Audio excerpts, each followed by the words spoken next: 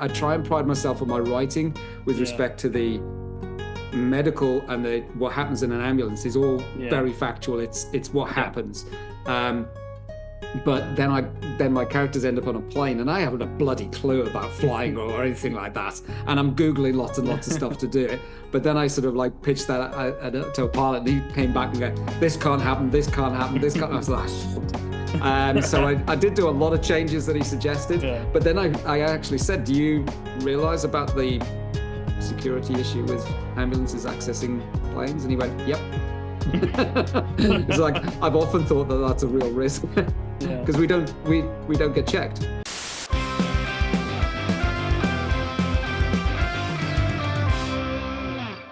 This podcast is brought to you by Rebecca Cassells of the Rising Dawn series. Do you like violence? Do you like smut?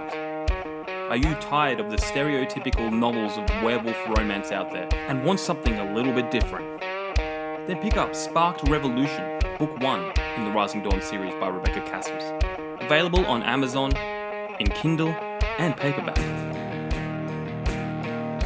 You too can become a sponsor of Stories, The True and the Fictional by heading on over to buymeacoffee.com/STTATF or follow the link in the show notes.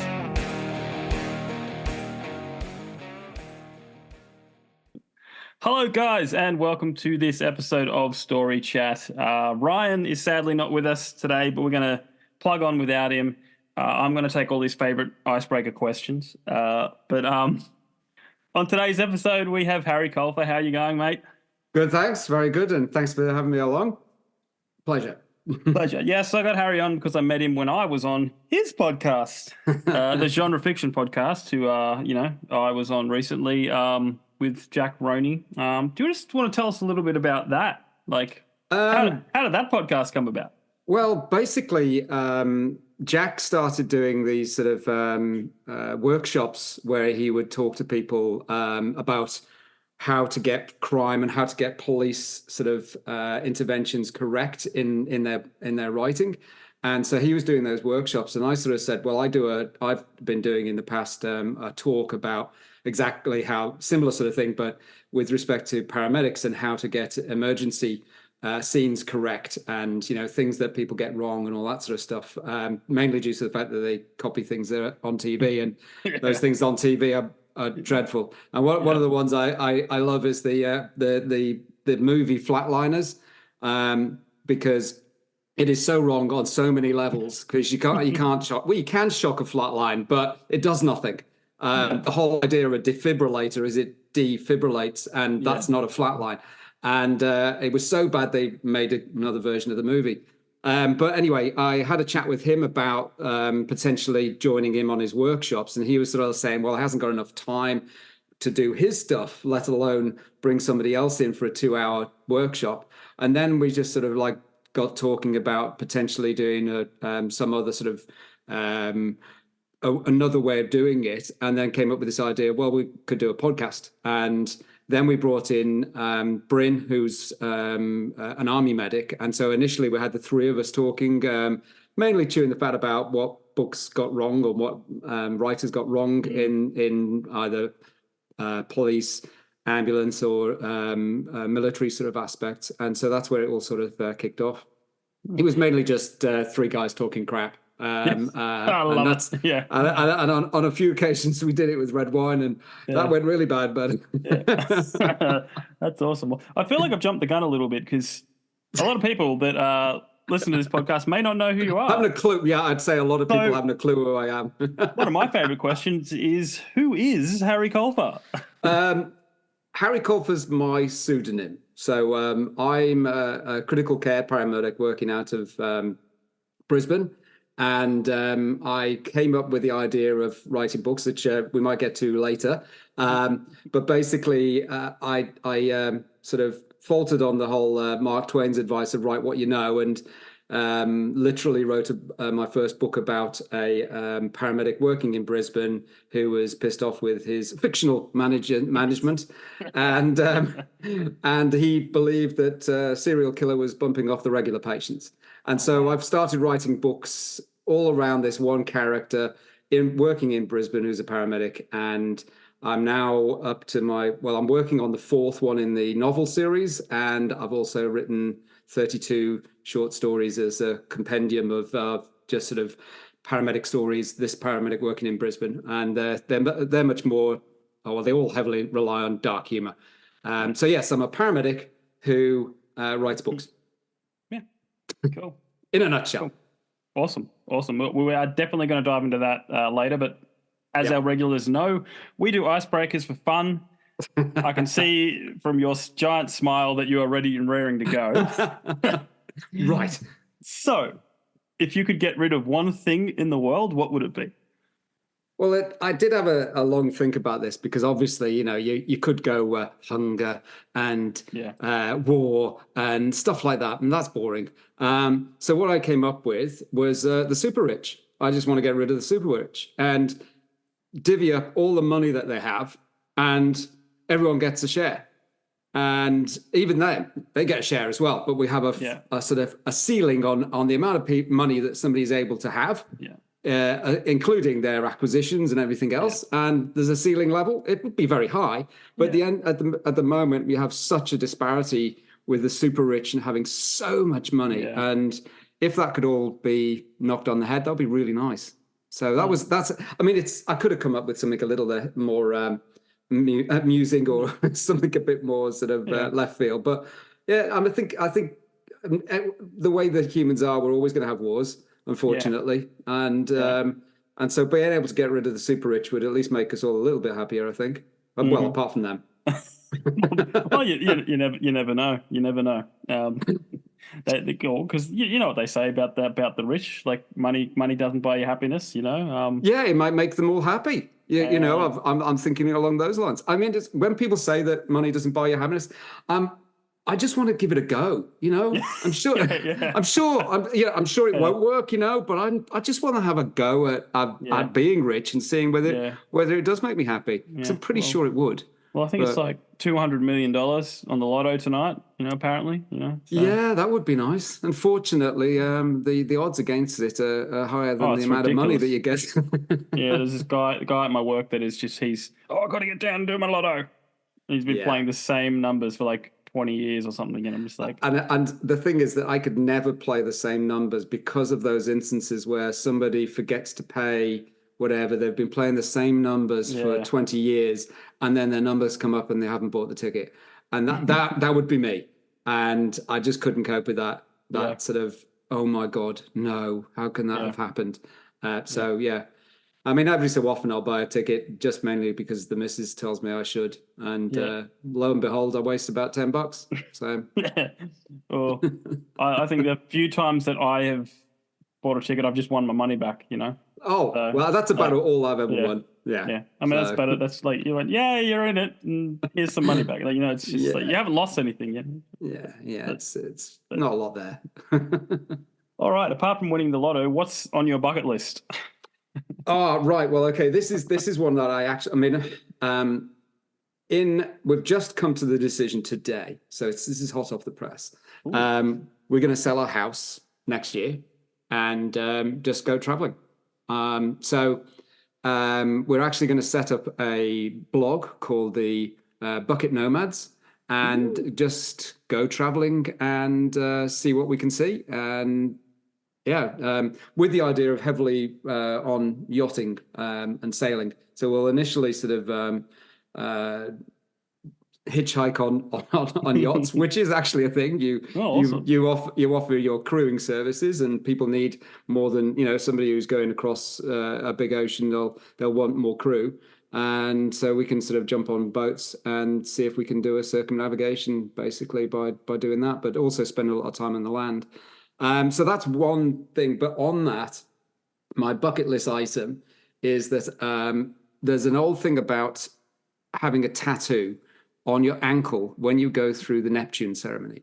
So the Neptune ceremony is sailing across the equator. So when you sail across the equator, an old tradition is you go through the Neptune ceremony, which it takes different forms, usually ridicule and wearing slops and numerous other things that people throw at you and the like if it's your first go across the equator. It has to be sail. A cruise liner doesn't count. And And so I want to be able to have the right to tattoo the a turtle on my ankle, which says that you've gone through the Neptune ceremony. Awesome. And so that's my bucket list item, which I think was I'm currently a clean skin, so it'll be my first tattoo as well. That was awesome. Reminds me of that Simpsons episode with the stone cutters and the paddle ceremony. Yes. I mean, I would have had a tattoo on my foot at some other point. I was back in the dim distant past. We used to be a marine biologist, and I was volunteering doing some research on turtles on a Heron Island, and we had 3 weeks of doing what's called turtle rodeo. Now, that's an interesting pastime. Basically, you chase turtles in a speedboat, and you have two people either side of the person driving, and you're the jumpers. And when you line up on the turtle, you jump overboard, and you effectively you have to dive with your hands in front of you, with the idea that you almost hit the turtle, so that you can then grab it, and you put one hand up to the neck, which is this is referred to as the knuckle, and another one is down to the bottom to hold the whole carapace, and then you flip the turtle upright, and then the turtle swims you back up to the surface. And then by that time, theoretically, the boat has come round and is ready to pick you up and the turtle. It got very interesting at times. We did get it quite gung-ho. We did have some interesting experiences with this, but one of the things is that the researcher was an American, and he came up with this old tradition that sailors would tattoo a pig on the sole of their foot, and that would stop them from drowning. And we would each day draw in biro on our sole of our foot a picture of a pig, because there was nobody available on Heron Island to tattoo us a pig. And I would have had one if we could have, but it just didn't happen. Apparently, I have looked into it, and the tradition comes from livestock would be kept in wooden crates, and when a ship went down, the wooden crates would float off, and the livestock survived. And so that's where the tradition of pigs basically surviving shipwrecks, and so people would tattoo the pig on their foot. That's random, very random. Very random. I think I don't know, but I know there's a huge tattoos have got a lot more popular these days, but I always feel like a tattoo has to have a story. You've got to have something why you decided that. And the number of people I often ask people, especially the paramedics I'm working with, so what's that one mean? And what's this one mean? And most of the time, I'm like, it was pretty. So I don't really see that as a reason for putting a tattoo, because it's permanent. But anyway, yes. So that's my bucket list item, is to have a tattoo on my ankle with a meaning. Awesome. All right. Moving on to Ryan's favorite question. Now, he's not here, so he can't pass as harsh judgment as he normally does. But I'll try take the persona of Ryan. And what is the greatest sitcom ever made? Look, I'm going to, and this is probably really upset Ryan, but I have to say that I don't watch a lot of sitcoms. I hate the canned laughter, I much prefer, when we came over to Oz, I was quite surprised at the TV with the amount of adverts that were in them. And because UK has quite restricted times that you can put the adverts in, whereas Australia seems to just, you often, when you're watching a movie, end up watching more adverts than movie towards the end. Mm-hmm. And so we just tend to, at the time, and obviously now we just stream, but at the time we would buy DVD box sets and just watch those. Yeah. And I would not have bought a sitcom, but but I did have a long think about this, and then I had to go and check out whether it was verified as a sitcom or not. Yep. And this is going to be way back, and you probably never heard of it, maybe. But The Young Ones. Have you heard of The Young Ones? I've heard the name, but I don't know anything about it. It's basically Ben Elton wrote it, who has done a lot of he's done his stand-up, and he's done a lot of books and a lot of other comedies like Blackadder and the like. But he wrote this one in his young days, and it was for students in a share flat in the UK, and they would always have they're only half-hour episodes. They would always have a band on, and I think one time they managed to get Motorhead on playing in Wow. their front room. Just it was just random, really random, but it was hilarious and extremely violent as well, which was very funny. And so that's my I'll have to say is my favorite sitcom because it is one of my favorite comedies, and apparently it is still classified as a sitcom because it was a half-hour stint. There was canned laughter, and it was situational comedy that went on. So, what's Ryan's favorite? Just out of I think it's BBC Office. Yes, that's far better than the US one. He likes that. I'm trying to remember because he says it all the time when we do this. He'll be listening to it and go, "Oh, for God's sake, tell him!" Yes, yeah. No, I might splice it in here somewhere. No, but no, he says The Office a lot. He likes both. He likes both. He loves Ricky Gervais. Yeah. Well, I would suggest that you could probably watch them on YouTube now. They've probably been uploaded to YouTube as episodes. There weren't that many episodes. No. Well, that's a staple of the British, isn't it? Yeah. I mean, there weren't. I mean, it was. I mean, everyone knows Faulty Towers. I guess that's another one. But that only had one season or something like that. 6 episodes or something. Yeah. I mean, but everyone's heard of it. Yeah. So, and IT Crowd's good. Yeah. I love that. That ran a long time. Then you go, it's only 20 episodes, but it still ran a long time. Yes. No, my favorite is Scrubs. Yeah. Which you see these, I wouldn't have thought them as a sitcom, but I guess no, it's classified. It's called because you got the single cam sitcom and the Scrubs is a more newer style. There's a term for it, but no, I loved Scrubs. I just remember the surgeon or was one of the doctors who's in the tea room pouring coffee into his to give himself a colonic irrigation. I was like, oh my God. It was actually the first medical TV show to bring in surgeons wearing masks, actually wearing.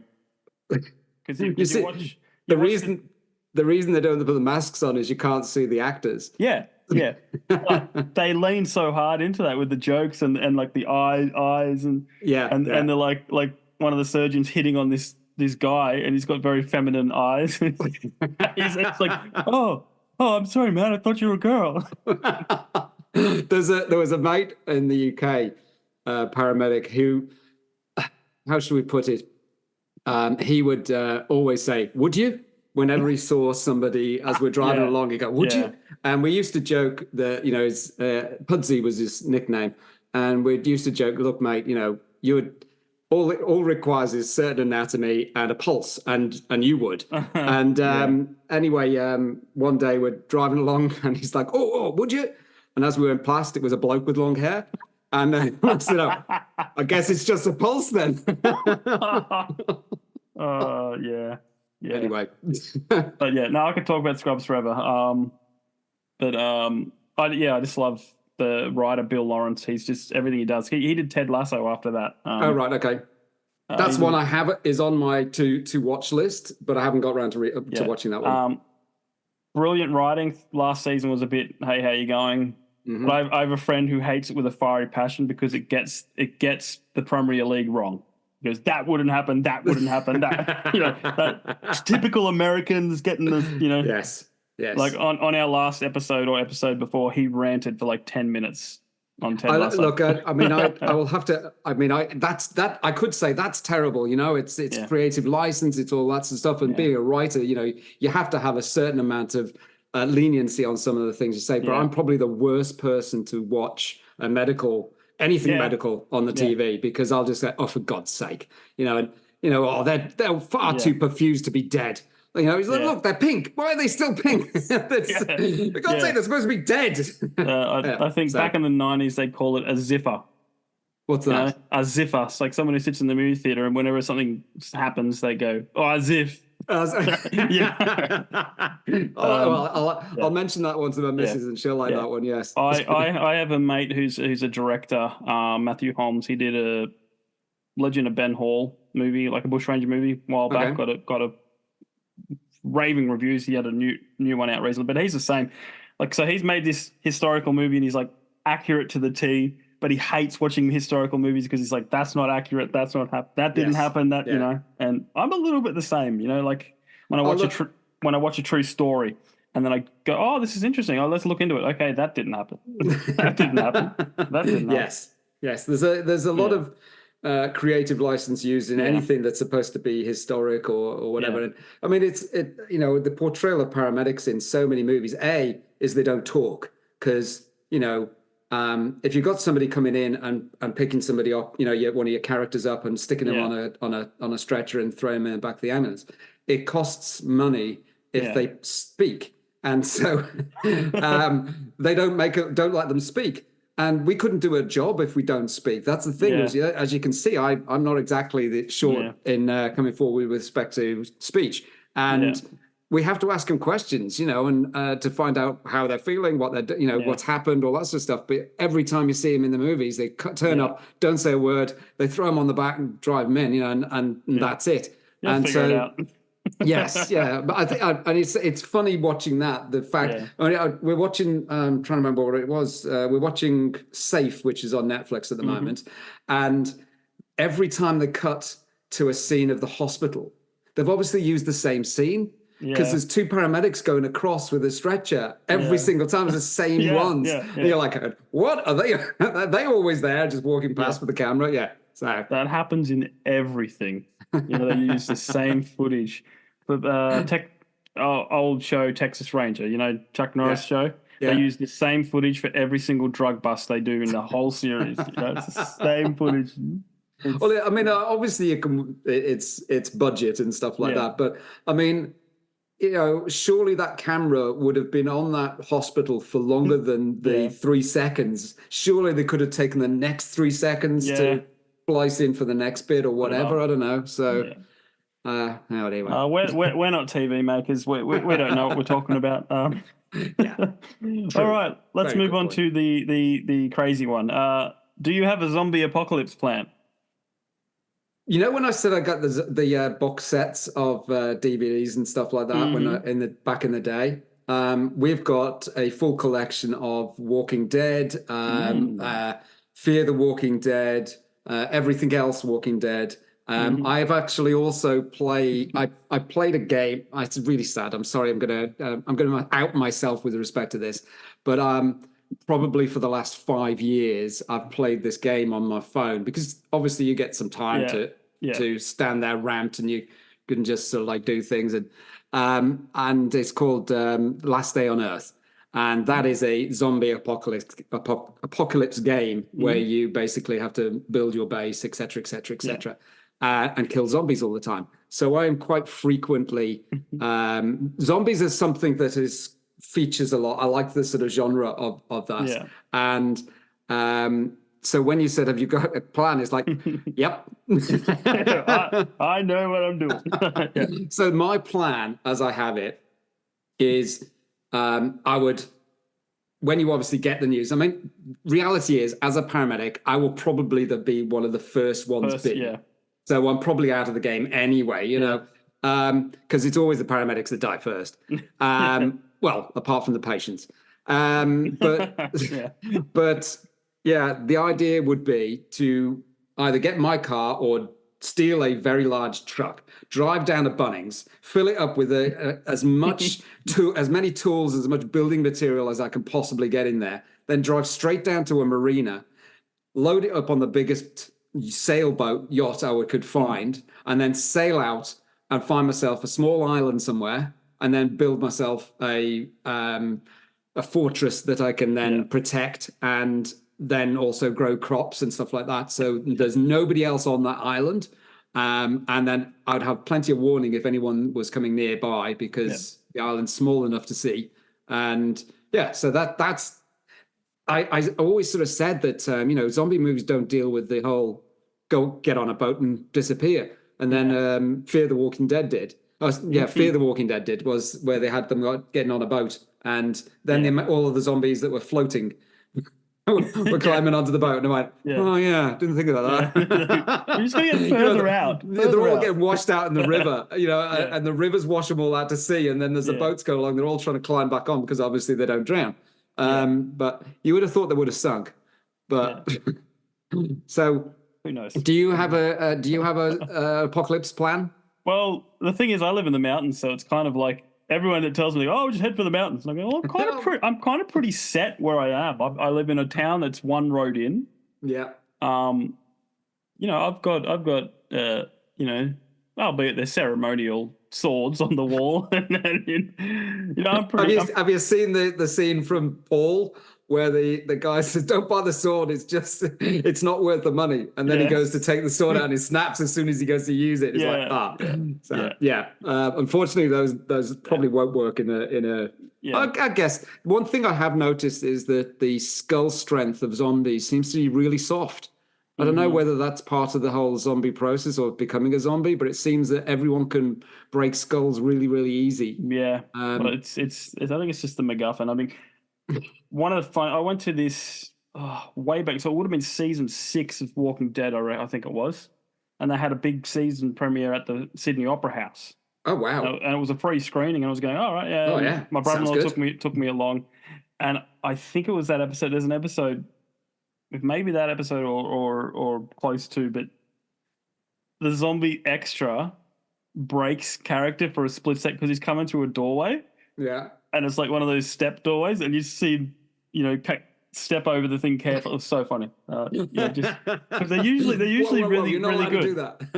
It's just don't trip over. I thought that would have added to the theatrics, but it's just I'm one of these weird people that I watch extras just for fun.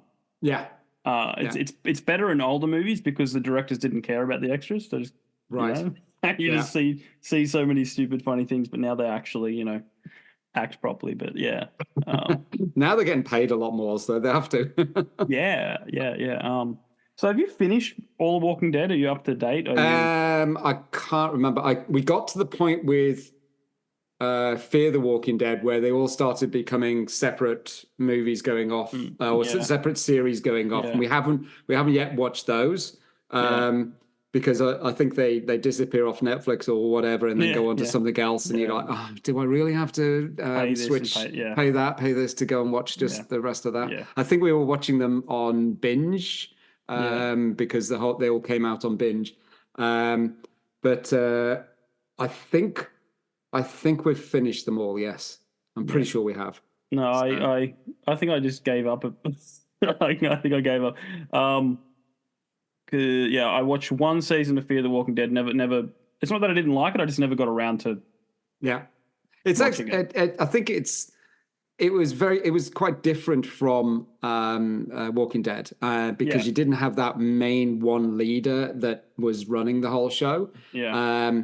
But and it has and there was a lot of more interesting characters in it. Yeah. So it's good, but then it at times it does get a bit silly. Yeah.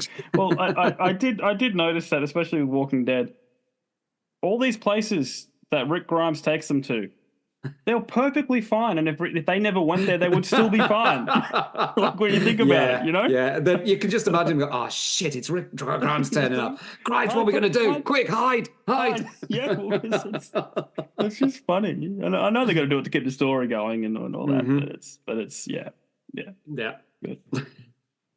All right, let's move on to time travel. This is one of my favorite questions. So Mr. Elon Musk calls you up and says, hey, I've got this new electric time machine. Let's face it, if there was someone who was going to make a time machine, it would be Elon Musk and it would be electric. So he offers you to take it for a spin. One trip, where do you go? What do you do? Well, he probably wouldn't have any money left because I've already told you that all the super rich have gone. So his development has been drastically reduced because he hasn't got any money left. But anyway, so whether I trust getting into his time machine when his money's gone is debatable. But let's shelve that and have a. I did have a long think about this, and I do like the whole genre with respect to time travel.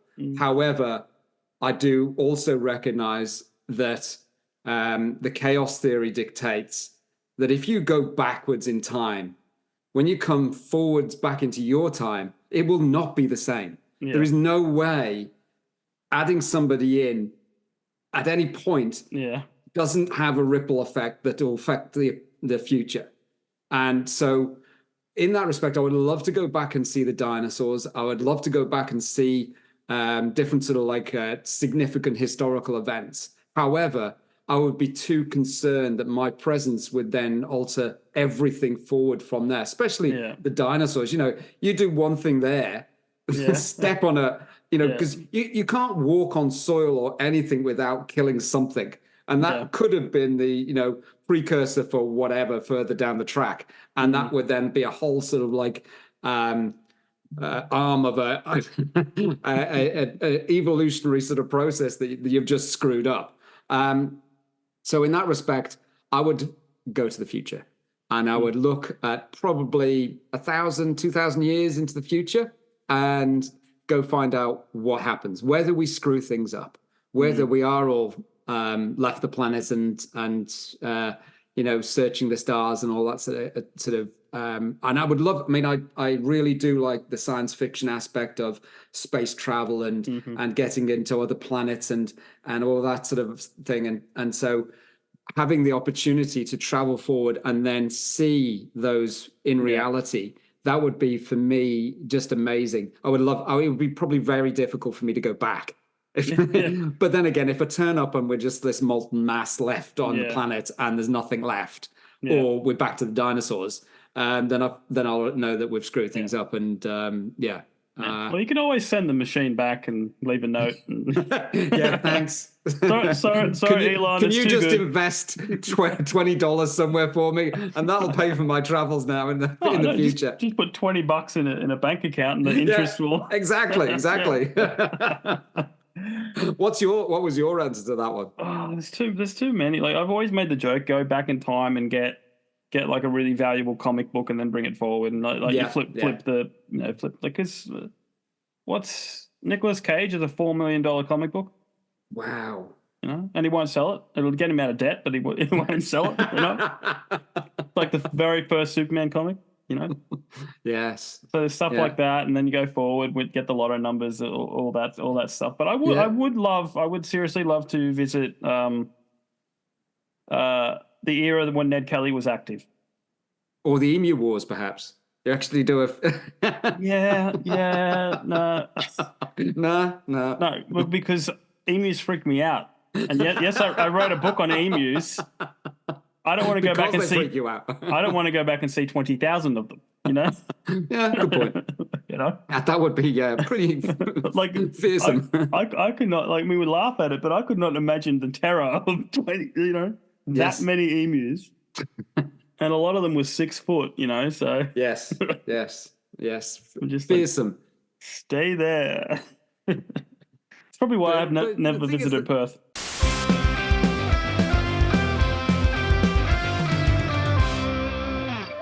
In 1932, the Australian Army declared war on 20,000 emus and lost.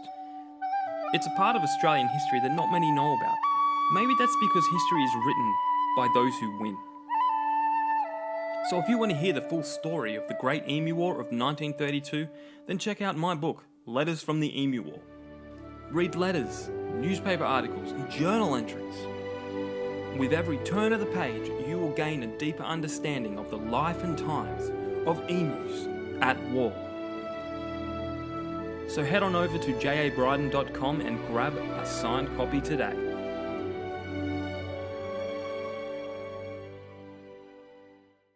But if you go to, if you went back to those days, you'd actually see how horrible it was to live there. Yeah. Oh, yeah. No, 100%. But there's a lot of mystery behind his story, and I'd love to see that. Like, it'd be really easy to make friends with him, to be honest. You reckon? He did? Yeah. Didn't he shoot people?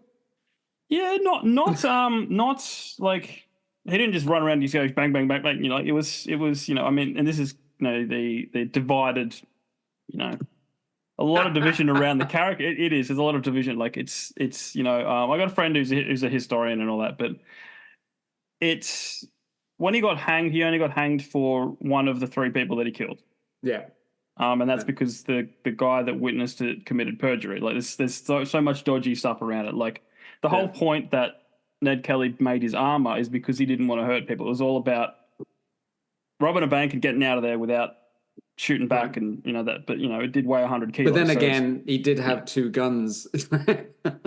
Yeah, Isn't that yeah. the? Yeah, well, that was the time, self-defense and all that stuff. And whether you love him or hate him, he was a remarkable,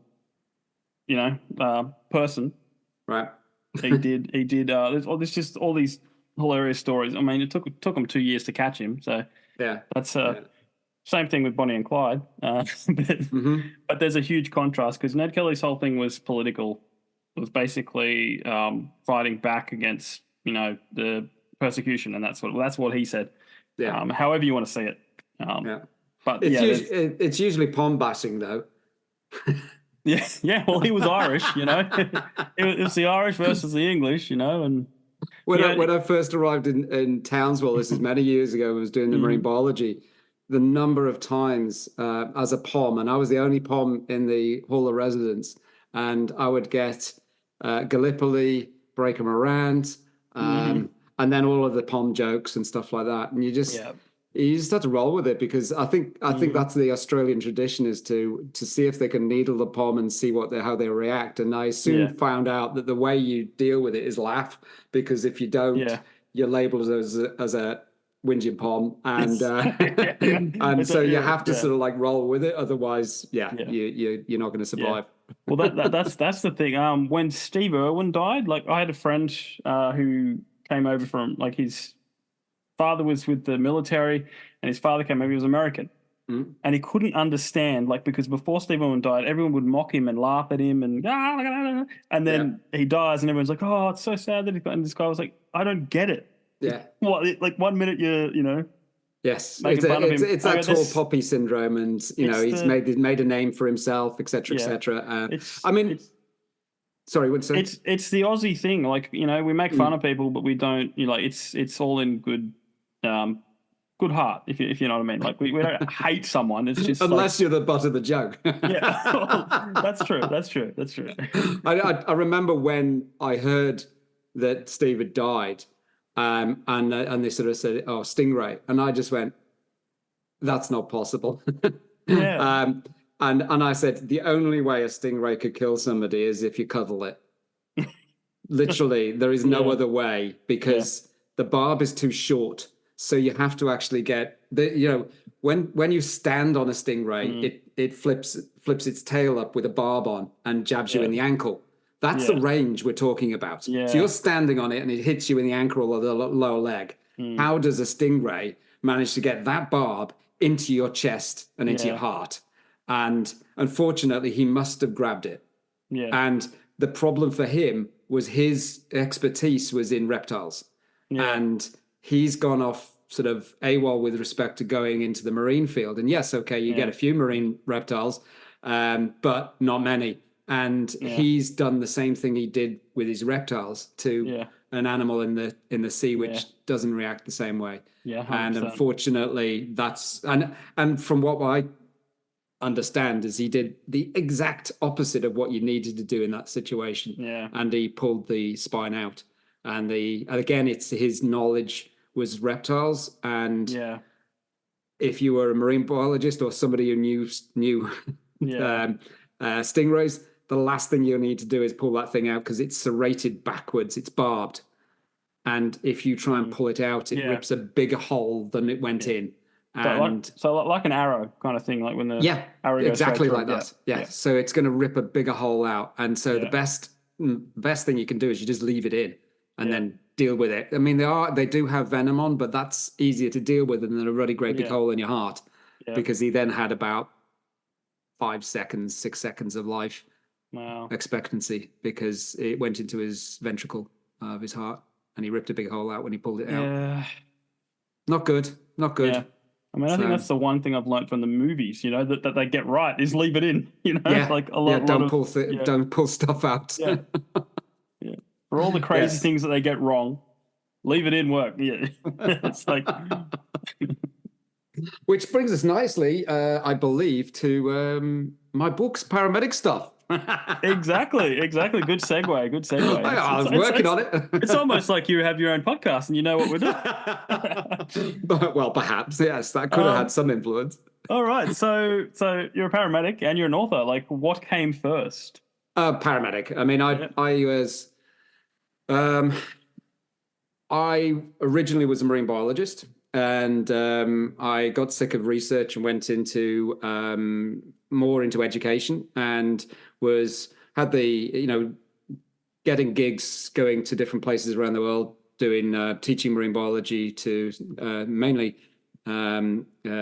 very rich American kids, doing summer abroad programs and things like that. So I was working with my wife out in the Turks and Caicos Islands on about 3 different gigs out there, which is the islands at the arse end of the Bahamas. So beautiful, but not a lot there.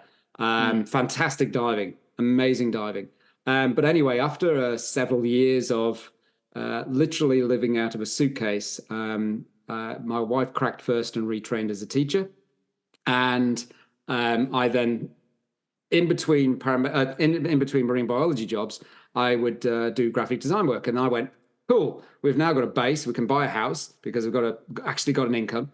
And now I'll start working from home as a graphic designer.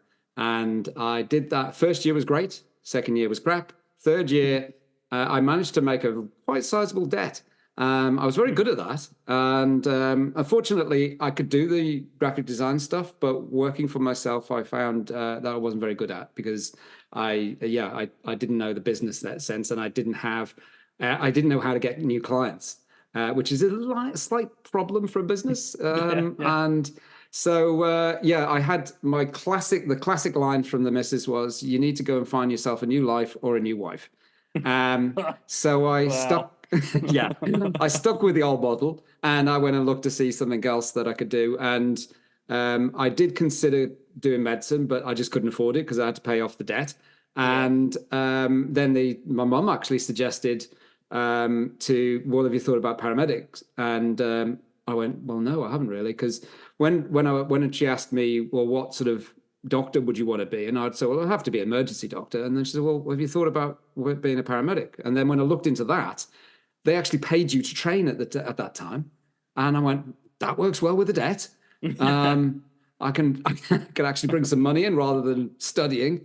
And but then when I applied, I didn't get anywhere, because on my CV I had 3 years of working myself as a graphic designer, which didn't look that impressive. And prior to that, I was a marine biologist. And so anyway, they said I had to wait, and in that time, I then applied for a job as a assistant senior crimes officer, and got it. And so I started working as a senior crimes officer for about 6 months or more, and that was like going to scenes and processing them, fingerprints, collecting DNA, and all that sort of stuff. Going to a few autopsies, which is all quite interesting, and may have been used in books from there. But after that, I was accepted on to train to be a paramedic, and I worked in the UK for about 5 years, and then I got this message or picked up the thing saying that Australia was looking for paramedics. They were poaching UK paramedics, and I went to the missus, who originally had said that she wanted to go back from Australia to the UK because she wanted to be close to her family. And so I didn't think it was going to be much of a chance. And I said, oh, look, they're looking for paramedics in Australia. And she said, I think we should do that. And so, came over here in 2008, trained as went through a whole process, won't go, but basically became a critical care paramedic in 2010, and then got stuck on a truck. Mainly due to the fact that I can't keep my mouth shut, as you've noticed. And but when I don't kowtow to the right people, and if somebody does something that I think is silly, or there's some process that's brought in that I think is dumb, I tell them, which hasn't earned me many friends in higher management and the people you need to make friends with. I'm not very good at that, because I just tell them how it is. And so I got stuck on a truck, whereas critical care paramedics, the main role for them is to be in a sedan and drive around and back up crews. Yeah. Because we bring extra skills and equipment and knowledge, etc., to a scene. And so if a job sounds bad, they'll send a critical care paramedic and a truck with 2 paramedics on it, which are advanced care paramedics. And I was on the truck. If I got to back people up, it would be a case of I'd have my crewmate with me, but it does mean that when you're on the truck, you go to everything, all of the sort of low acuity cases, and you get slammed with the amount of workload. Whereas on a pod, as it's called, where you're on a sedan, it used to be that you would have a lot of downtime and you'd only go to emergencies. And so that was really cool. However, I didn't get to that position. And so I was getting more and more frustrated. And I sort of said to my missus, I was having probably a good old whinge, which I'm, genetically predisposed to. And she sort of said that I should write a book. And then I as I mentioned, I got sort of too much into the write what you know, and came up with this murder mystery based in Brisbane around this critical care paramedic, or at the time they were called intensive care paramedics, who thinks that somebody's bumping off the regular patients. And I wrote that over 2.5 years because that was my first go at creative writing. And, obviously in my role as a, researcher and other things, I'd done a lot of writing, but I hadn't done anything creative fiction. And so I started writing that, wrote it in 2.5 years. And then I sent it off to be edited. And then I'm like, oh, what do I do now?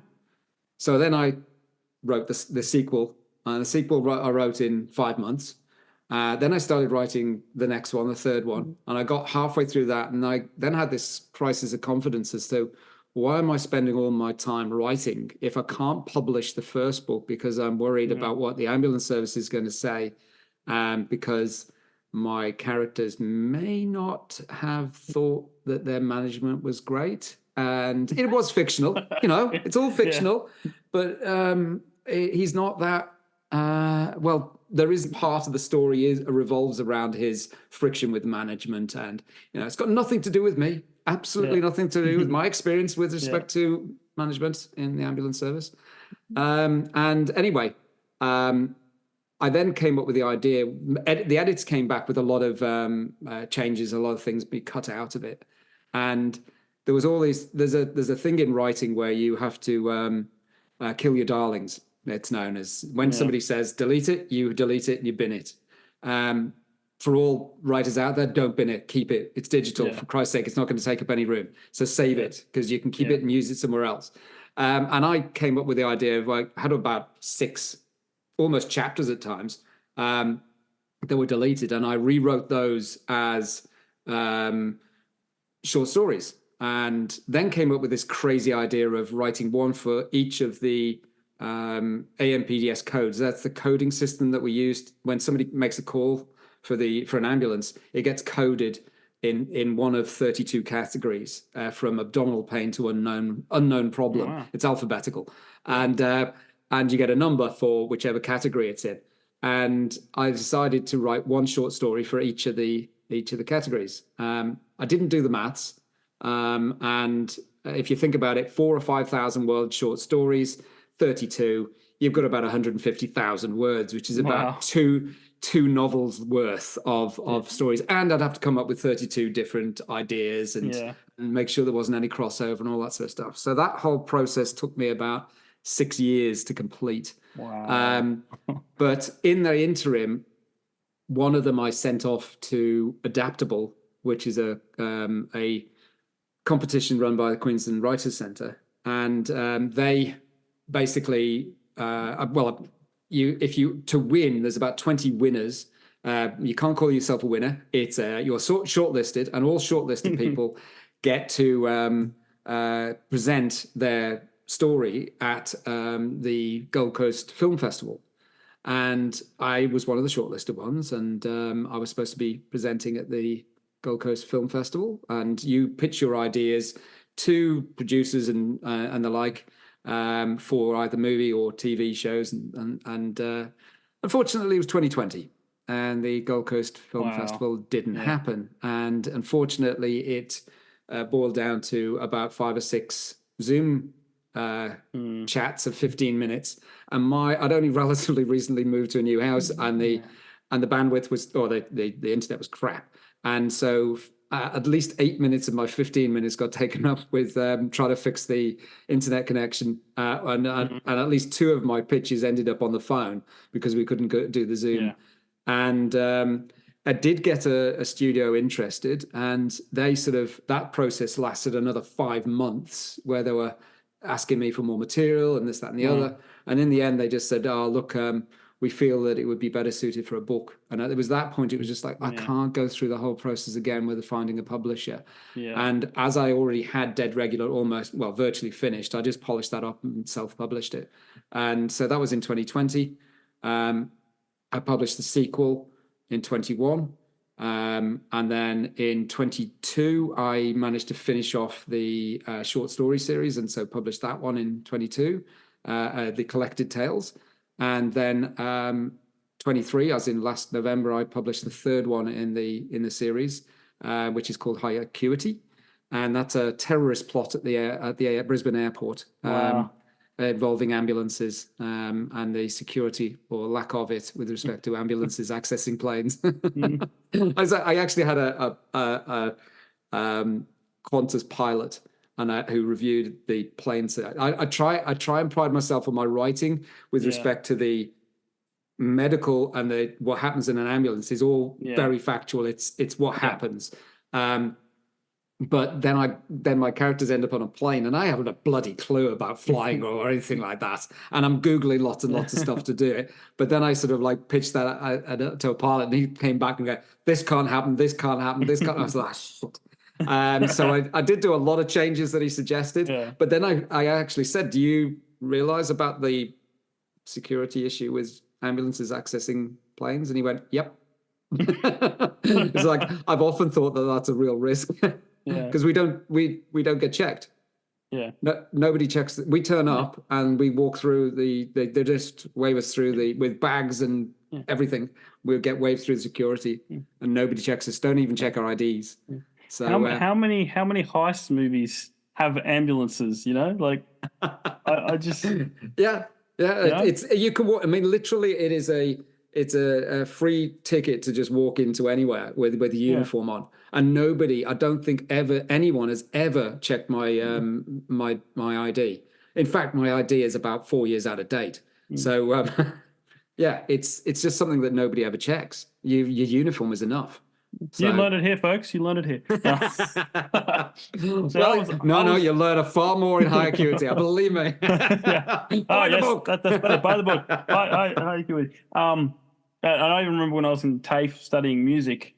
Our teacher told us how to get into music events for free. It was like just wear black and carry a microphone or a mic lead. And you'll just look like a roadie. Yep. I just go. I'm here to fix the PA. Yes. Yeah. Oh, that's awesome. So when you take stories, things that have happened, and turn them into stories in your book, like how much change do you actually do? Obviously I've got to be, I did have that, I managed up until very, very recently, I've managed quite a significant buffer between my real name, my real identity, and my writing identity, which is obviously Harry Colfer. But that said, any story that I've used from my own experience and things that I've been to, I have to be very careful with respect to patient confidentiality. So generally, I have this nugget of an idea from something that I experienced. Invariably, I will change the gender involved. I'll change, obviously, the location. None of the names are the same. And then all of my fictional characters are thrown on top of that. So even if somebody was the other paramedic with me on that scene, they probably wouldn't recognize it. It's that dissociated from the reality. So it's like a scenario. You just create a scenario and then you fictionalize. And that's something. My writing's more. so many other paramedics or paramedic books and the like focus far more on the blood and gore and the sort of high intensity, everyone's running around and stuff like that. That generally doesn't happen most of the time. We don't run. That's the one paramedic rule, is you never run. Because if you run into a scene, everyone else starts panicking. So you're going to walk in as the rock that's sort of like calm when everyone else is losing their shit. And I call it the swan philosophy, because you walk in and everything looks serene on top, but underneath your legs are going like this because your heart's going like this. But you've got to keep this demeanor in front of you to calm everything down. But yeah, when I have to keep the reality of my jobs separate from what I write about, and it is definitely, you know, there's a big difference. But what I try and do with that, with my stories, is they focus much more on the banter, how we as paramedics turn up and talk, and our talk in the cab. So it's as if you've got a fly on the wall of the cab that, and people get to see what it's like to be a paramedic. Unfortunately, you've obviously now got a lot of TV shows, you know, Ambulance Australia and the UK versions, which are the ones that first started off, and then there's US ones and all of those. And you can go and see what the ambulance services want you to view ambulance work as, if you see what I mean. The thing is that they're very sanitized. We watch them and just giggle because you just... The thing, for sake of argument, with Ambulance Australia, that was filmed, is it 2 seasons they've done in Brisbane? I don't know, at least one. I think they've done 2. They interviewed the paramedics. So you had to, if you wanted to be filmed, you had to apply. You then had to be interviewed. This is by the ambulance service. You had to be interviewed by the ambulance service. Make sure you were drinking from the Kool-Aid, and then they would allow you to be filmed. And so what that meant is that a lot of the scenes, they've been very sanitized. They were also had an ability to a veto to be able to say, no, you can't show that, or no, you know, that has to be cut out, and the like. And so with my books, because they're fictional, I can say it how it is. You know, obviously you've got to, I mean, I understand it's a big organization, and they've got an ideal of what paramedics do and say, and they can't have the public realize that we actually make jokes about the patients, you know, because that would just look really bad. And we make jokes about everything. It's constant. That'd be like a coping mechanism, wouldn't it? It is. I mean, it is, but you can't film it. Because you're just you're just like these callous bastards. You know, it's like, how can you be laughing about that? You know, and sometimes I'll be telling a story, and I start laughing, and everyone in the room just is silent, staring at me. And then I realize, oh God, I'm not talking to paramedics. And it is very much a very, very dark sense of humor, and the logic behind it is that if you can dissociate yourself from what you've just experienced and make fun of it, it separates your psyche from what just happened, and you can compartmentalize it and move it along. And that's very important for a paramedic, because basically we can go to some really confronting scenes and then dump the patient off, and immediately 30 minutes later you're out on another job, and your focus has to be on that other patient, not the one you've just dropped off the hospital that's got really, you know, mangled or whatever, or there's been some really sort of horrible scene. And you have to be able to remove your mind from that and move on. And the way we do it is just by belittling it and making fun of it, and thereby weakening its confrontation within your mind. You know, any job that you go to that's confronting, you will get flashbacks, you will get things you see, and they can be, you know, I think I said in my book somewhere that, you know, it's only, you know, I guess it's some form of post-traumatic stress, but I guess it's not really PTSD if it doesn't stress you. So if you allow it, if you can make a way that it doesn't stress you, then you can at least separate that off. And the best way that we do it is by talking about it and repeating the same stories over and over again about our jobs. We used to do that back at station, where we would talk through jobs. So, I've just been to this one, and and obviously there'd be a lot of humor involved as well. Now we're never at station because the workload is just ridiculous. And so we end up now at the write-up room at the hospitals. That's where we tend to stand around and chat then, or when on the ramp. But obviously you've got to be a bit careful, because if you're on the ramp, you can't have those sort of conversations in earshot of other patients. You have to be very careful. Also, we go to. I'm not laughing. I'm not laughing. That wasn't a laugh. We go to say a cardiac arrest, and the patient dies or stays dead, should we say? Because otherwise, and we go outside, and then we've got to have a debrief and restock the vehicle and all that sort of stuff. And we end up making jokes and laughing. And we're outside, and we've got to, sort of like, I've got to be the one who's supposed to like watch and go, no, guys, we need to be on the other side of the ambulance because they're going to hear us, and it's not going to look good, No. But it is something that I've tried to encapsulate that in the books, but in a way that you understand why we do it. And not, there are some very confronting scenes in some of the books. The biggest one is, or one of the ones is the prologue of Dead Regular is quite confronting. There was a paramedic who came to me and just went, "You've encapsulated all of my fears from my 30 odd years in working as a paramedic in one scene." And it was so confronting. I've had other paramedics that I gave the manuscript to, and they couldn't get past the prologue. And they just went, "No, I can't do this." So as long as you get through the prologue of Dead Regular, you'll get through the rest of the book. That'll be the test. That'll be the test. So do you get many paramedics and medical people reading your books? Yes. Yeah. That at the moment, that's probably where my biggest market is other paramedics, or other paramedics are buying them the books to hand to relatives and friends, so they go, "This is what it's like." It is. This is, although it's encapsulated in a murder mystery for the first one, and a thriller in the second one, which is based up on Mornington Island, and another thriller with the high acuity with at the airport. The banter and the jobs that we go to was all. There was one in high acuity which. One of the paramedics came over to me and he said, "That scene, I was falling about laughing, but also grimacing at what was happening."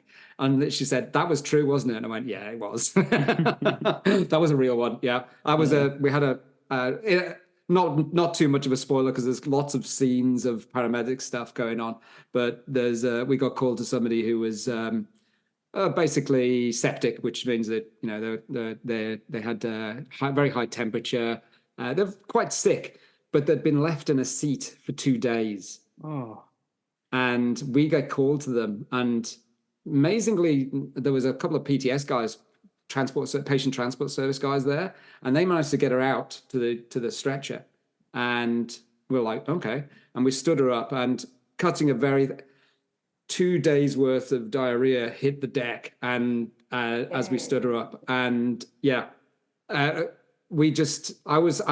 the closest I've ever come to vomiting in 20 odd years of being a paramedic. And my poor crewmates had to just manhandle this woman onto the stretcher, and so that was a real scene that actually happened. And there's a few others, but as I say, I de-identify them, and sometimes the paramedics who are on scene may be able to recognize them, but most people won't. And it certainly avoids any sort of patient confidentiality issues. So in your books, have you got like a main character that runs through all of them? Yes. Are they all set, so it's all connected? Yes. So effectively, the story's all about a particular intensive care paramedic called Jonathan Byrne. And he's the main one in Dead Regular and all the way through. And then because the short stories were scenes, initially the first 6 were scenes deleted from Dead Regular, the way I've pitched them is that they're actually prequels. So the 32 short stories that I have written in that one all occur in the year prior to or coming up to the start of Dead Regular. So the 32 short stories are in that year or that 6 months or so, all based in 2012. And then dead regular, follows on a year later is beneath contempt, and a year later is high acuity. And the reason, I started writing in 2012, so that sort of made it logical to base it then. But the reason is that, and it's something that I tell people who want to write emergency scenes, is you have to be aware of your time and location with respect to medical interventions. Things that we were doing in 2012 have changed to what we're doing now. Yeah. And that just happens in medicine.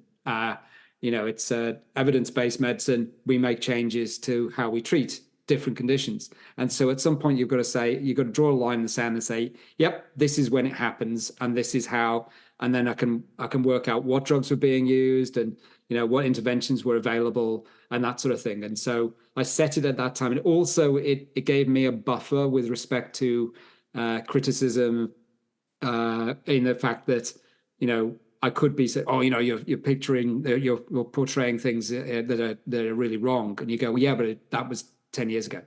It's all good now. It's all changed. Yeah. We're all it couldn't possibly be happening now. Man, you've thought of everything, haven't you? I try, but I probably haven't. A long time. It was only a couple of years ago where I actually put a face to Harry Colfer because I was required to supply a photograph to a competition I'd won. Oh, wow. And it was just like, oh crap. And now if you do a Google search for Harry Colfer, my bloody picture comes up. So that's sort of like blew the water out of me with respect to my anonymity. And and since then I've sort of become less worried about it. And hence why then we did, the podcast was another thing, because we obviously use video snippets and stuff where my face is on it. And I've just had an article written about me for Australasian Paramedic Association's magazine, Response magazine, and they've just done a 2-page spread with my photograph. So and then used my real name as well. So that's I think I've been outed. But hey ho, I think I've got like 1 year left of me, or this year left of me as a paramedic, and then I'm gonna quit and go off traveling. Get that bucket list ticked off. You mean you can't be a paramedic while you're traveling the globe? I could, but then I would. Yeah, I don't. I think I've after 20 years, I've sort of got a bit of burnout. Yeah. And I need to go and do something different. And so I might come back to it. I doubt it, but I might. I'm not going to burn too many bridges. Hopefully, we'll see. The fact that you've got a medical background might make it easier for you to go on boats and stuff. Like you're like, no, if something goes wrong, he's here. Yeah, I have had that, and then I've pointed out I've got no kit. So as long as you've got a kit, it's like I need the ambulance. I need all the shit in the ambulance to actually do something. It's just me standing there. Like I do remember I was on holiday in Portugal once, and this woman collapsed, and there was all these people around her, and my wife's like, go and help. And I'm like, oh, okay, well, whatever. And I've wandered over and I said, hello, what's the problem? And they start talking to me, and I'm just looking at them blankly because I can't speak Portuguese. And I'm like, yep, not a clue. And then I'm trying to ask, doing a bit of pidgin Portuguese of a few words that I knew, and eventually worked out she was suffering chest pain. And then I'm like, great, can't do anything for that either. And then the next thing, somebody turned up in a car. They bundled her in a car and drove off. And I'm like stood there like going, well, that was a lot of use.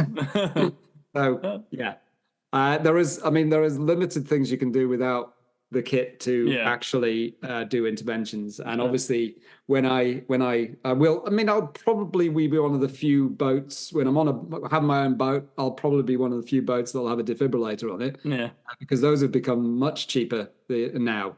And so for a few $100, when you're talking anything on a boat costs a few $100 at least, starting point. And so having your own sort of defib on board a boat is probably quite a nice thing to have. But yes, I might have a reasonable first aid kit to be able to access. But unfortunately, all that stuff starts weighing. And so if you go walkabout, carrying all of that gear is just not on. I mean, when I turn up as a primary, turning up to say for a cardiac arrest, and we haven't got a a primary means I'm the first one there, and you've got no backup crew or they're off, and there's CPR in progress. I have to carry. This is when I was on the pod. I would be carrying a chest compression device which weighs about 17 kilos, oxygen kit, airway kit, response kit, and the defibrillator. So all up, it's probably closing in on 40 odd kilos at least walking into scene. And then you come to the first doorway and you can't get through. And you have to walk through sideways, get through the doors and then dump it all down and then actually start trying to work on the patient. So yes. So when you don't have that gear, you're a bit lost. You're basically military without the gun, No, we're not.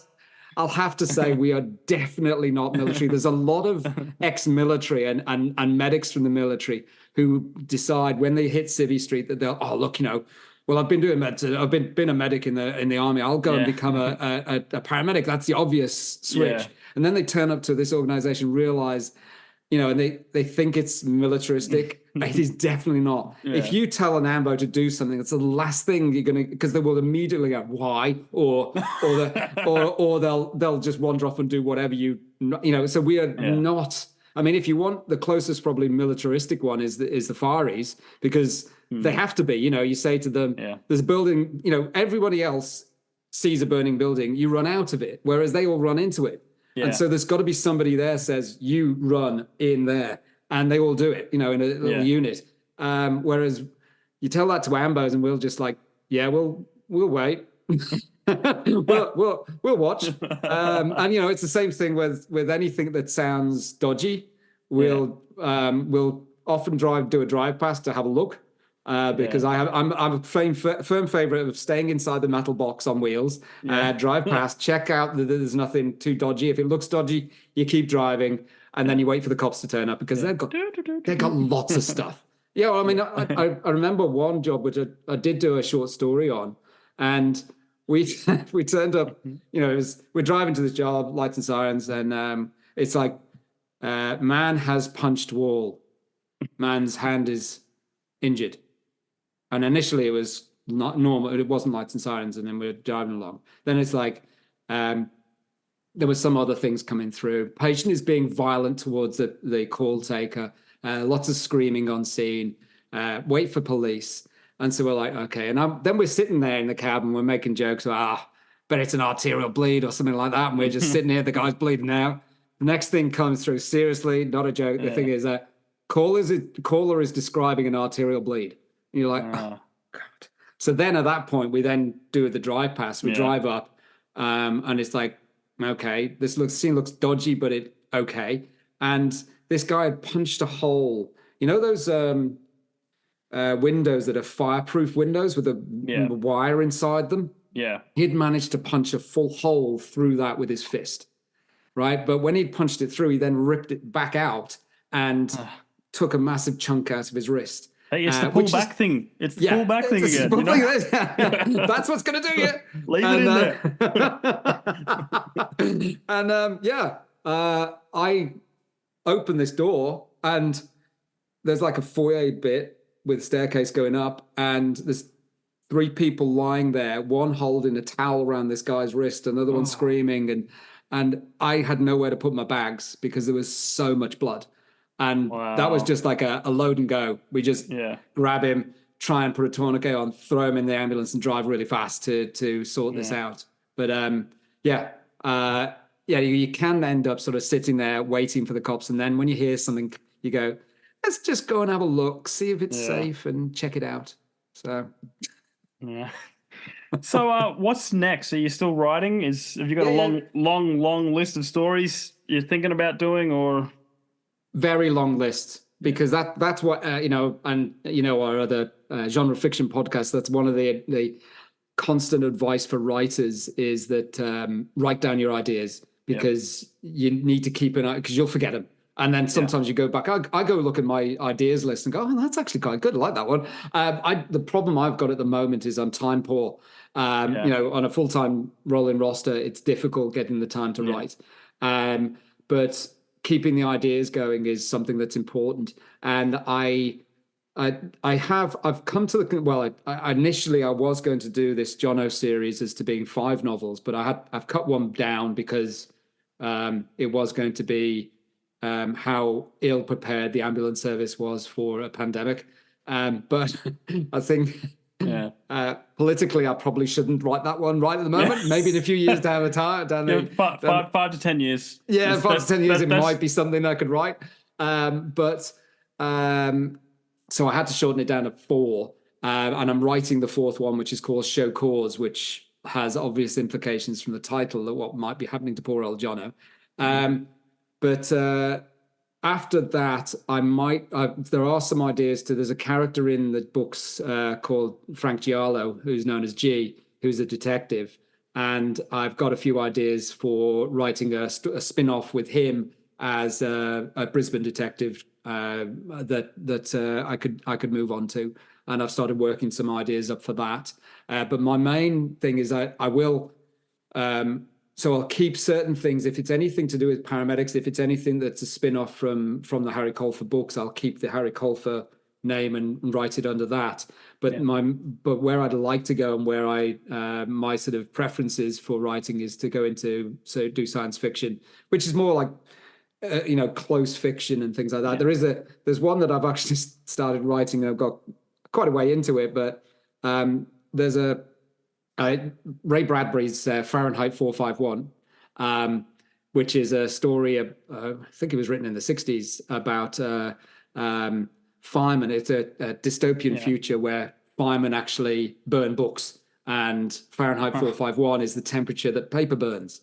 And it's sort of it's this whole sort of like the firemen always smell of kerosene because that's what they use to burn. And if you are found to have books in your house, then you either give them up or you'll be burnt with the books in the house. It's pretty, and there's a lot of things from it. That there's scenes where the people spend all of their time with their family on screens. They have these screens on the walls in their rooms, and they interact through the screens. And this is written in the 60s. It's literally the internet and reality TV, and you go through anyway. My idea is to have a book called Fahrenheit 1500 or 1600. 1600. Fahrenheit 1600, which is the temperature that bodies burn. And the paramedics are actually going out because of the population explosion and too many people. The paramedics are going out to euthanize people, and that's their role. And they actually use the bodies to fuel their ambulances. There's all this very twisted, very, very dark humor involved. But I'd like to get into science fiction, and then out of the short stories, I did get 2 wins from from the short stories for a competition, which is actually one of the Kennedy Awards, which is for journalism, and it's called the S.D. Harvey Short Crime Story Award, and I won 21, 22, and I got the. I sort of heard on the grapevine that Harry Colfer couldn't possibly award 3 years in a row the same author. So I then right, okay. So I submitted one under my own name, PG Davis, and submitted, which was a near science fiction one with a detective turning up and there was an AI in the house, So and then won that one, which is quite nice. So I have actually run 3 in a row, even if they're different author names. you should have just pointed him to like Messi. He's won 8 Ballon d'Ors. And that actor Daniel Day-Lewis has won 4 Oscars. I mean, come on. Yes. But when you get wind that they won't, you go, I'll change my name. What the hell? That's easy done. That's like you put the beard on. Hello, it's not me. I had to submit another photograph, so I had to sort of do it with like dark lighting and sort of like put a hat on and glasses and make myself look a lot different from what from the photograph previously. Talk to Jack Roney's photograph. He's awesome on his website. Yeah, he keeps changing it, doesn't he? It doesn't look like him, like totally. Like, you know what I mean? It's sort of a bit like him, but yeah. It looks like him in the shadows. Awesome. Well, before we let you go, tell tell us where we can, buy your books and follow you. Basically, and all that stuff. they are available on Amazon and iBooks or whatever it's called now. However, anyone in Australia, please buy them from my website, which is www.harrycolfer.com. It's relatively easy to remember. It's just my name. Colfer is Colfer. Yeah. If you want to know where that came from, both my grandfathers were Harry and my grandmother's maiden name was Colfer. And when I typed that in, the domain name was available. So cool, I'll have that one. So, and it's certainly better than Phil Davis, which is pretty boring, to be quite honest, as an author name. But yes, so please go to my website, order from there, and that's where, and the other thing that I would always ask, if you like a certain author, if you read a book and really enjoy it, get onto Goodreads and just do a short one-sentence review, please, because that's sort of what gets other people interested in the books. 100%. Anyway. Well, thank you so much for coming on. We'll have to get you back on again, especially about your Fahrenheit book, because I think I'd love to. Ryan will join. We'll make sure Ryan joins us next time, because that's right up his alley. Yeah, I can hear him now going, oh, no. And we'd be talking for another hour and a half, But excellent. Thank you for coming on, Harry. And thank you. I look forward to the next one. And hey guys, if you are an author and you want to come on, if you're a filmmaker, you want to come on, if you're just some random guy that has stories to tell, send us an email to thetrueandthefictional@gmail.com. Follow us on Instagram, stories_podcast. We're on Facebook as well. And thanks for listening, and we will catch you next time.